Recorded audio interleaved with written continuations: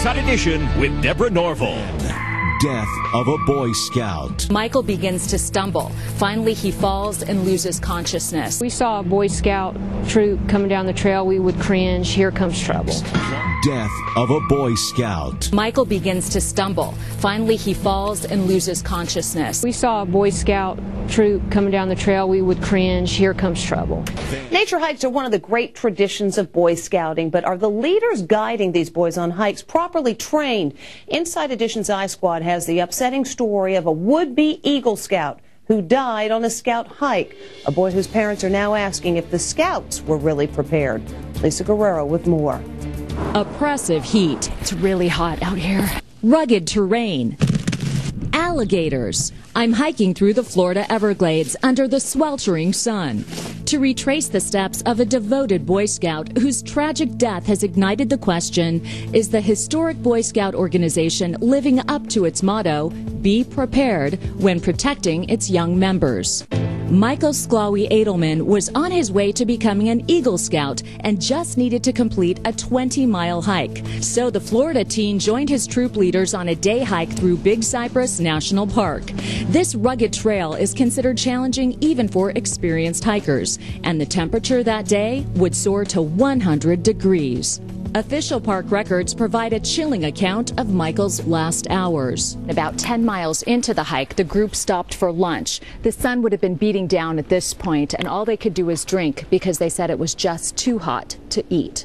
Yet the group pressed on. A couple of hours later, at about the 15-mile mark, Michael begins to stumble. Finally, he falls and loses consciousness. At about 6 p.m. that evening, the group calls 911. 911, what is the address of your emergency? The Florida Trail. We're hiking the Everglades. The guy's not breathing.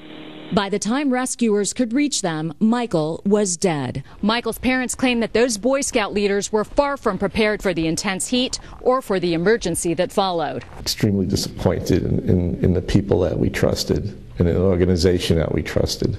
They're now suing the Boy Scouts, claiming the adult leaders were not trained and ignored signs that Michael was suffering from classic signs of heat exhaustion, including dizziness and disorientation. Attorney Ira Leesfield. Instead of preparation, we got panic. When the symptoms first appeared, they should have been dealt with, not when it was critically too late. There are 2.7 million Boy Scouts in America today. Going on nature hikes is one of the great Boy Scout traditions. But sometimes when those Boy Scouts show up, not everyone is happy to see them. If we saw a Boy Scout troop coming down the trail, we would cringe, here comes trouble. Andrea Langford is a former National Park Ranger and author of Ranger Confidential. We spoke with her in the magnificent Yosemite National Park in California. Langford says she frequently had to rescue Boy Scout troops who were unprepared for the conditions. She showed us the spot where a 12-year-old scout slipped to his death while on a hike 3 years ago. They were trying to reach the top of the falls in February, and they were hiking up this cliff here and had to turn around when they got in way steep snow, and the boys slipped off here about halfway up the cliff. Just how well trained are the leaders who safeguard young scouts? Inside Edition found this 2009 video, a Boy Scout executive complaining about the lack of training. We have to do a better job than 36% who are trained today. You heard right. Just 36% of the adult leaders were properly trained for activities such as hiking. The Boy Scouts of America dispute that figure and declined our requests for an on-camera interview. So we caught up with the CEO of the Boy Scouts, Robert Mazuka, at a recent event. And the allegations are that the leaders aren't prepared.